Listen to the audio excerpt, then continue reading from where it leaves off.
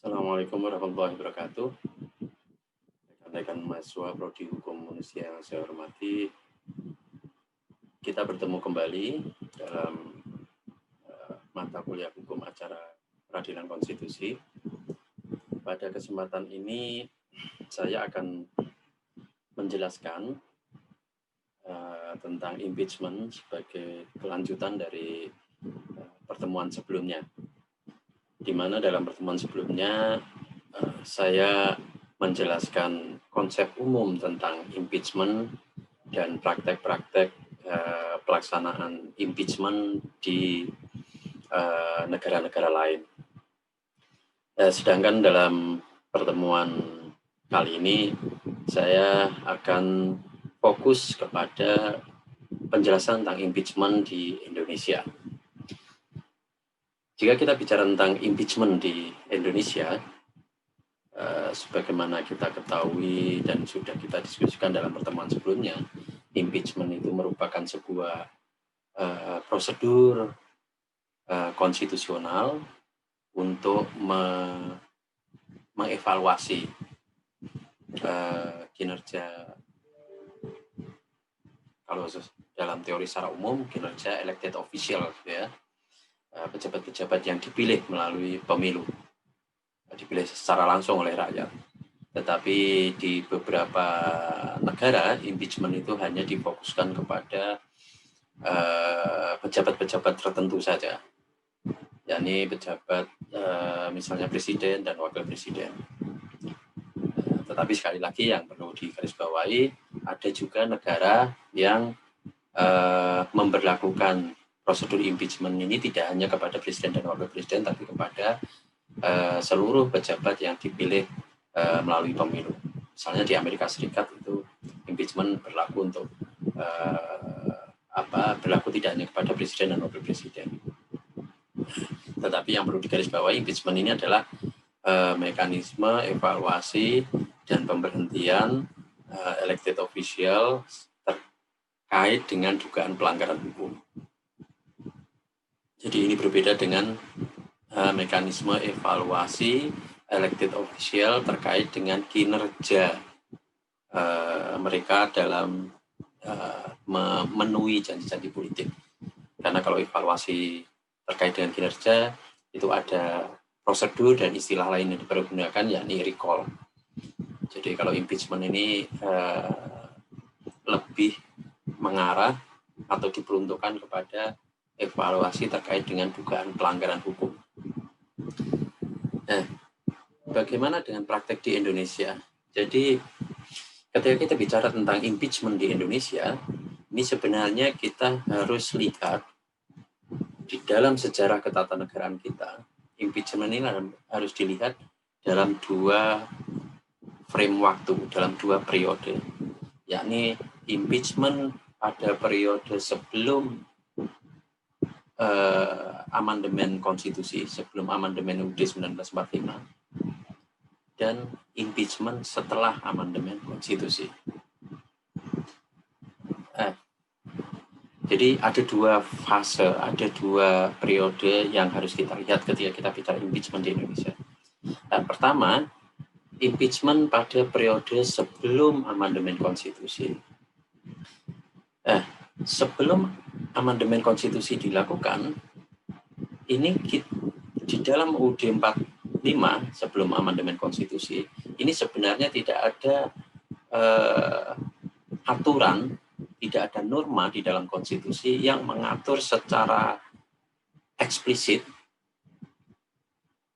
yang mengatur secara tekstual tentang mekanisme impeachment atau tentang impeachment itu.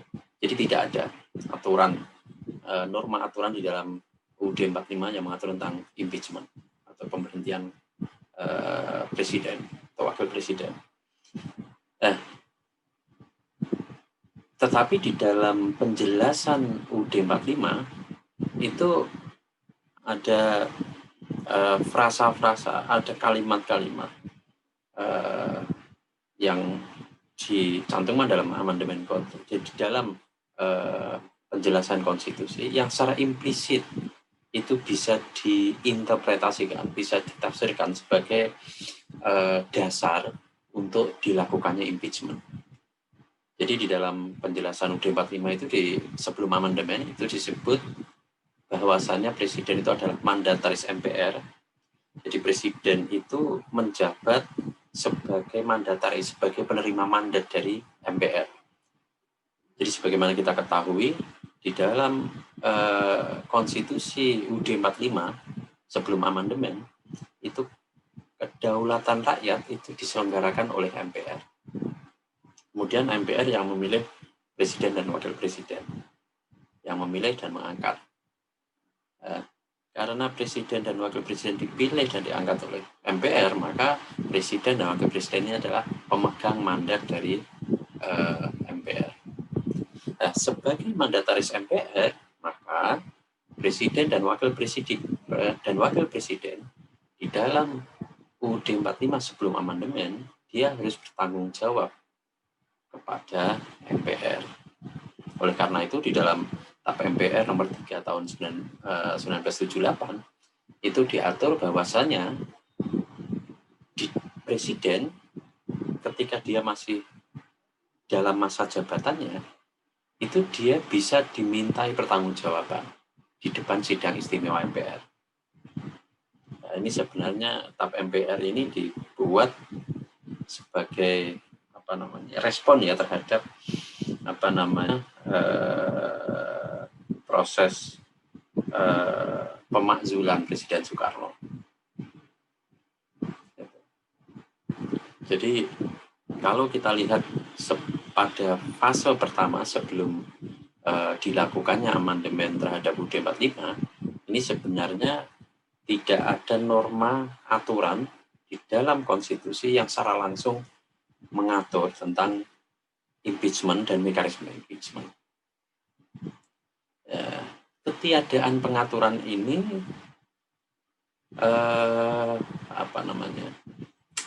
menimbulkan korban gitu ya. Jadi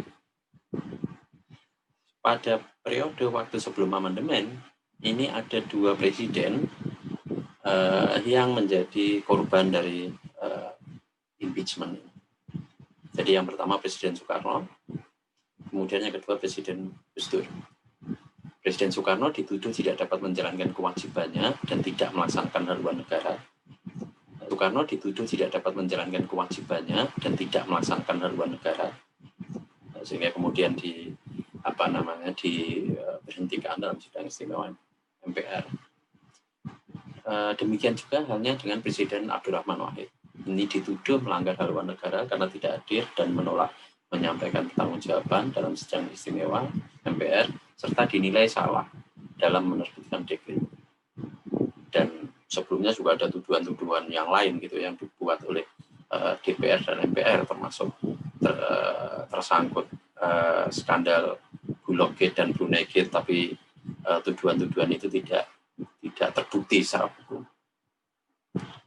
Jadi ketiadaan norma pengaturan yang secara eksplisit mengatur tentang impeachment dan mekanisme impeachment di dalam konstitusi, di dalam UUD 45 sebelum amandemen, ini menimbulkan beberapa masalah. Jadi yang pertama, tidak ada kriteria yang jelas tentang perbuatan-perbuatan presiden dan atau wakil presiden yang seperti apa yang dapat dipergunakan sebagai alasan untuk mengajukan impeachment. Ini nggak ada kriterianya gitu ya. Jadi melanggar haluan negara.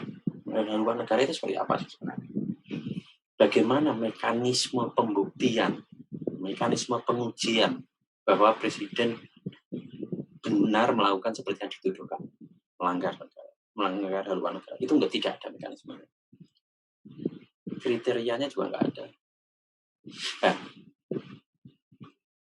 karena ketiadaan kriteria dan mekanisme pengujian ini, maka ini menimbulkan ketidakadilan. Jadi MPR bisa menggunakan pertimbangan-pertimbangan politik yang tidak bisa diverifikasi dan tidak bisa diuji kebenarannya untuk menjatuhkan presiden. Jadi tidak ada keadilan. Di samping itu juga tidak ada kepastian hukum karena kriteria-kriteria jenis-jenis perbuatan itu tidak ada.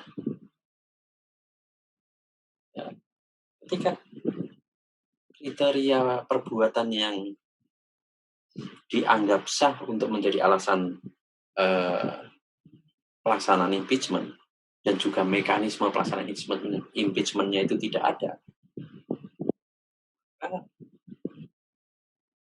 tidak hanya menimbulkan ketidakpastian hukum dan ketidakadilan hukum, tetapi di sisi lain juga menyebabkan praktek impeachment itu bicara dalam dua kejadian yang bersejarah itu lebih didominasi oleh pertimbangan politik. Jadi prosesnya menjadi proses politik, tidak ada proses hukum lagi. Prosesnya menjadi murni proses politik. Jadi ketika itu proses politik, maka kekuatan politiklah yang dominan, bukan kebenaran dan keadilan. Jadi pertarungan kekuatan politiklah yang menjadi dominan. Akibatnya apa? Ketika pertimbangan politik itu yang menjadi dominan, maka akibatnya adalah misi untuk menciptakan pemerintahan yang stabil, yang itu menjadi misi utama dari penerapan sistem presidensial, ini menjadi tidak tercapai.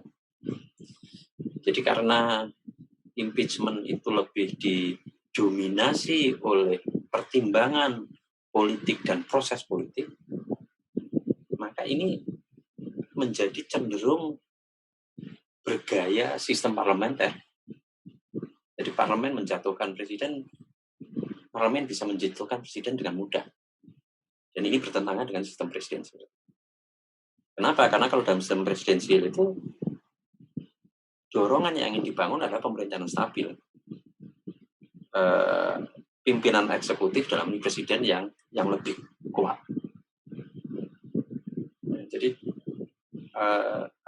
ketiadaan pengaturan tentang impeachment dan mekanismenya di dalam UUD 45 sebelum amandemen itu menyebabkan itu. Jadi bisa dibilang bahwasanya Presiden Soekarno dan Presiden Gus Dur itu menjadi korban dari problem konstitusional yang ada saat itu.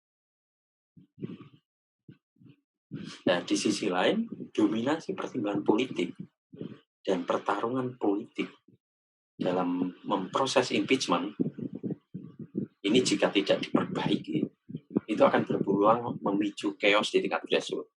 Kenapa? Karena pertarungan di tingkat elit ini ya sangat tidak bisa diukur, sangat tidak bisa dipastikan dan seringkali tidak melibatkan atau tidak mendeliberasi, tidak melibatkan partisipasi rakyat. Kita ingatlah waktu penjatuhan Gus Dur dan Soekarno, itu suara rakyat tidak didengarkan, jadi hanya suara elit ya. Setelah kejadian impeachment terhadap Gus Dur, ini kemudian menggerakkan inisiatif untuk melakukan amandemen konstitusi dengan memasukkan pengaturan tentang impeachment serta prosedurnya. Dan ini terlihat di dalam amandemen konstitusi dengan dimasukkannya pasal 7 A dan B yang mengatur tentang impeachment. Jadi ketidakadilan yang dialami Gus Dur sebagai dampak dari kegagalan konstitusi dalam mengantisipasi problem ketatanegaraan ini kemudian direspon dengan perbaikan konstitusi. Jadi dengan melalui amandemen pasal dengan memasukkan pasal 7 A dan B. Di pasal 7 itu diatur bahwasannya impeachment itu di Indonesia dibatasi terhadap presiden, wakil presiden, atau presiden dan wakil presiden. Jadi ini membedakan impeachment di Indonesia dengan beberapa negara lain seperti yang di Amerika tadi. Jadi kalau di Indonesia impeachment itu hanya dibatasi kepada presiden, wakil presiden, atau presiden dan wakil presiden.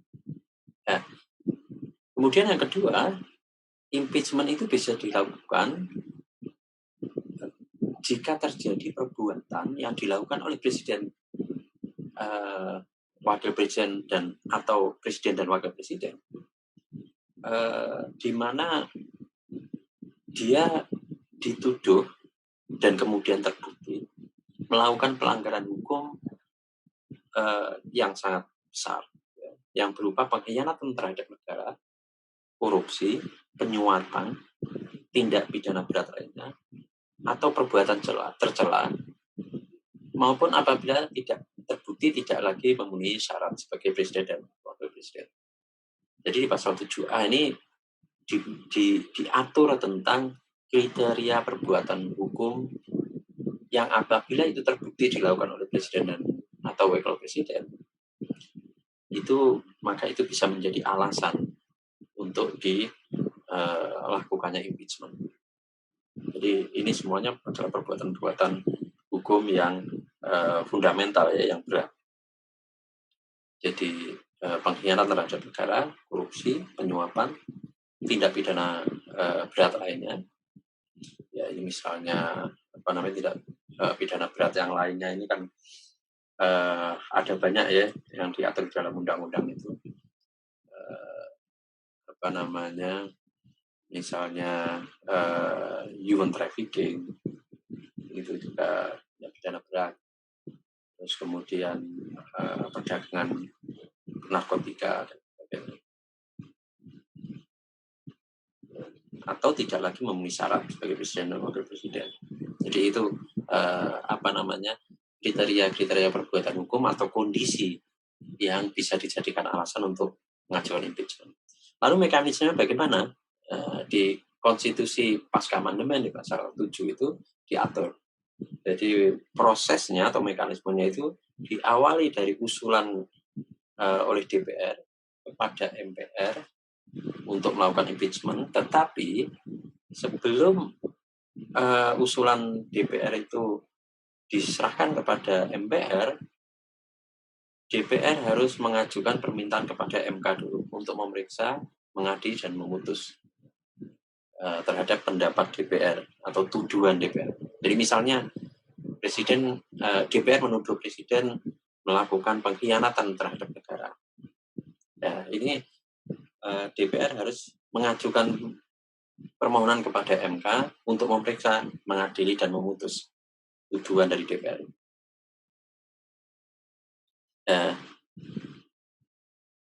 Pengajuan permohonan ke MK itu juga diberi syarat. Jadi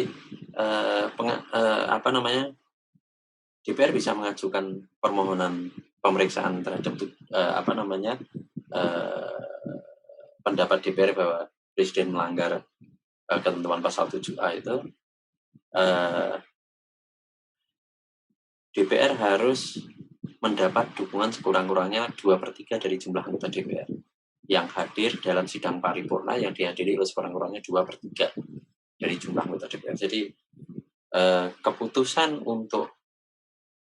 keputusan DPR bahwasanya presiden dituduh melanggar pasal 7A itu harus dibuat dalam sidang paripurna yang dihadiri oleh 2/3 sekurang-kurangnya 2/3 jumlah anggota DPR. Dan keputusan itu didukung oleh sekurang-kurangnya 2/3 dari jumlah anggota DPR yang hadir. Kemudian proses berikutnya MK memeriksa, mengadili, dan memutus terhadap permohonan dan pendapat DPR itu dalam waktu paling lama 90 hari. Kemudian jika MK memutus bahwa tuduhan itu terbukti, maka DPR bisa mengusulkan kepada MPR untuk dilakukan impeachment. Tentunya setelah melalui proses sidang paripurna di DPR. Kemudian MPR menyelenggarakan sidang untuk memutus usulan DPR itu paling lama 30 hari setelah MPR menerima usulan dari DPR. MPR kemudian mengambil keputusan terhadap usulan itu melalui rapat paripurna yang dihadiri oleh sekurang-kurangnya 3/4 dari jumlah anggota MPR dan disetujui oleh sekurang-kurangnya, dan keputusan itu ya disetujui oleh sekurang-kurangnya 2/3 dari jumlah anggota yang hadir. Tetapi ada syarat di situ bahwasanya presiden dan atau wakil presiden yang dituduh tadi melanggar pasal 7A itu harus diberi kesempatan untuk menyampaikan penjelasan. Terlepas dari yang bersangkutan mau atau tidak, tapi harus diberi kesempatan. Jadi mekanisme semacam itu. Jadi dengan amandemen UUD 45 yang dimasukkannya pasal 7A dan 7B, ini mekanisme pengaturan tentang impeachment ini menjadi lebih jelas, baik kriteria perbuatan yang bisa dijadikan alasan untuk dilakukannya impeachment maupun prosedurnya ini menjadi lebih jelas. Di samping itu, di samping diatur di dalam amandemen konstitusi, ketentuan tentang impeachment ini juga diatur di dalam Undang-Undang Mahkamah Konstitusi. Tetapi sebenarnya pengaturan di Undang-Undang tentang Mahkamah Konstitusi ini lebih banyak mengatur tentang prosedurnya, prosedur penyelenggaraan pemeriksaan dan pemutusan terhadap pendapat DPR bahwa presiden dan atau wakil presiden dituduh melakukan pelanggaran pasal 7A tadi dalam konstitusi. Tetapi di dalam Undang-Undang tentang Mahkamah Konstitusi nomor 24 tahun 2003 ini ada hal yang menarik karena ada penjelasan tentang jenis-jenis perbuatan yang diatur dalam pasal 7A. Jadi di situ diatur dalam pasal 10 ayat 3 bahwasannya pengkhianatan terhadap negara itu adalah tindak pidana terhadap keamanan negara. Jadi yang dimaksud pengkhianatan terhadap negara itu adalah pengkhianatan terhadap tindak pidana terhadap keamanan negara sebagaimana diatur dalam undang-undang. Misalnya membocorkan rahasia negara dan sebagainya. Sebagaimana diatur dalam undang-undang, berbagai undang-undang, ada undang-undang keamanan negara dan sebagainya. Kemudian korupsi dan penyuapan itu diterjemahkan sebagai tindak pidana korupsi atau penyuapan sebagaimana diatur dalam undang-undang. Tentunya ini undang-undang tentang korupsi. Kemudian tindak pidana berat itu apa? Tindak pidana berat itu adalah tindak pidana yang diancam dengan pidana 5 tahun atau lebih. Jenis yang cukup banyak ya. Nanti harus dilihat di banyak undang-undang apa saja jenis-jenis tindak pidana yang diancam dengan pidana 5 tahun atau lebih. Kemudian perbuatan tercela, yakni perbuatan yang dapat merendahkan martabat presiden dan atau wakil presiden. Jadi di dalam pasal 7A yang hanya disebut dengan frasa perbuatan tercela, ini diperjelas di sini. Perbuatan tercela itu adalah perbuatan yang dapat merendahkan martabat presiden dan atau wakil presiden. Ya, misalnya mungkin selingkuh atau apa gitu ya. Jadi di Undang-Undang Mahkamah Konstitusi pasal 10 ayat 3 itu diatur pengertian teknis gitu ya, penjelasan teknis dari jenis-jenis perbuatan yang diatur dalam pasal 7A UUD 45.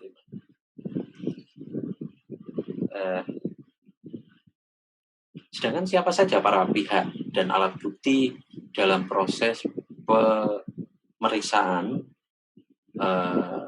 terhadap pendapat DPR terkait dengan impeachment. Jadi pemohonnya itu adalah DPR, pemohon yang mengajukan permohonan ke MK itu adalah DPR yang diwakili oleh pimpinan DPR. Jangan termohonnya siapa? Termohonnya adalah presiden dan atau wakil presiden. Kemudian apa alat buktinya? Alat buktinya adalah risalah atau keputusan rapat paripurna DPR dokumen hasil pelaksanaan fungsi DPR. Apa maksud dokumen hasil pelaksanaan fungsi DPR ini? Ya, dokumen-dokumen yang dapat menunjang klaim atau tuduhan dari DPR bahwa Presiden dituduh melanggar pasal 7A Konstitusi, pasal 10 Undang-Undang tentang Mahkamah Konstitusi tadi. Misalnya hasil rapat dengar pendapat, hasil investigasi yang dilakukan oleh DPR dan sebagainya, hasil pengawasan. Kemudian risalah atau berita acara rapat DPR dan alat bukti lainnya. Ini macam-macam alat bukti lainnya. Kalau itu korupsi ya mungkin alat bukti yang terkait. Jadi itu. Nah, bagaimana beban pembuktiannya? Beban pembuktiannya seperti yang sudah kita diskusikan dalam sesi sebelumnya. Jadi beban pembuktian lebih ke pemohon karena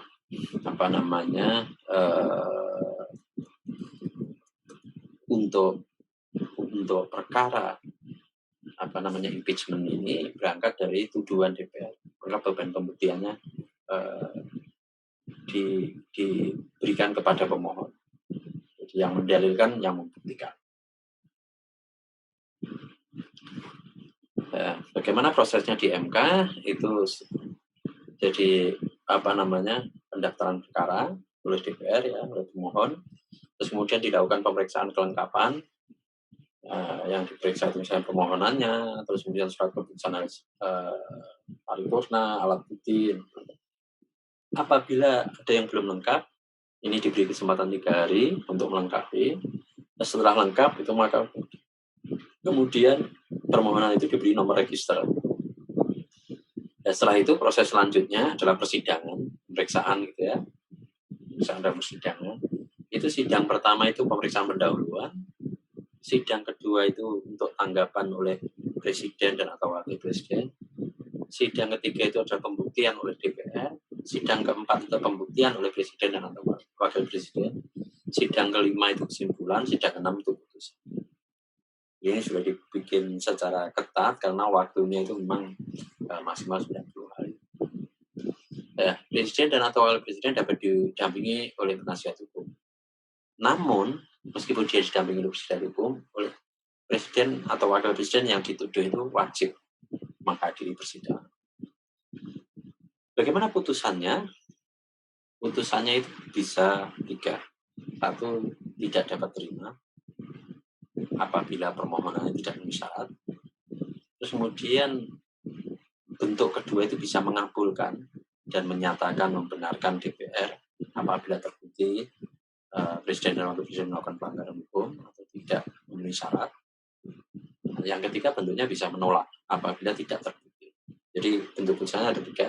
1, tidak dapat diterima jika permohonan tadi tidak memenuhi syarat, legal standingnya, syarat formilnya, syarat materinya tidak, itu tidak dapat diterima.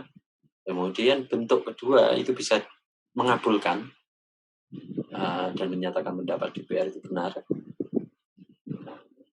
jika Presiden terbukti atau Wakil Presiden terbukti. Yang ketiga itu bisa menolak apabila putusannya bentuknya adalah menolak, itu jika jika tuduhan tersebut tidak terbukti. Jadi demikian impeachment di Indonesia. Jadi sekali lagi yang ingin saya garis bawahi, ketika kita bicara tentang impeachment di Indonesia, kita harus melihat dalam 2 frame, 2 fase, sebelum amandemen konstitusi dan setelah amandemen konstitusi. Sebelum amandemen konstitusi tidak ada norma pengaturan yang jelas, yang itu kemudian memakan 2 korban, Presiden Soekarno dan Presiden Gus Dur. Kemudian setelah amandemen konstitusi dilakukan, baru dibuat norma tentang kriteria perbuatan hukum yang dapat dijadikan alasan untuk dilakukan impeachment dan prosedur impeachment. saya kira itu yang bisa saya sampaikan. Jika ada pertanyaan nanti silakan disampaikan melalui kolom diskusi di kampus atau melalui kolom komentar di channel YouTube saya. Terima kasih. Assalamualaikum warahmatullahi wabarakatuh.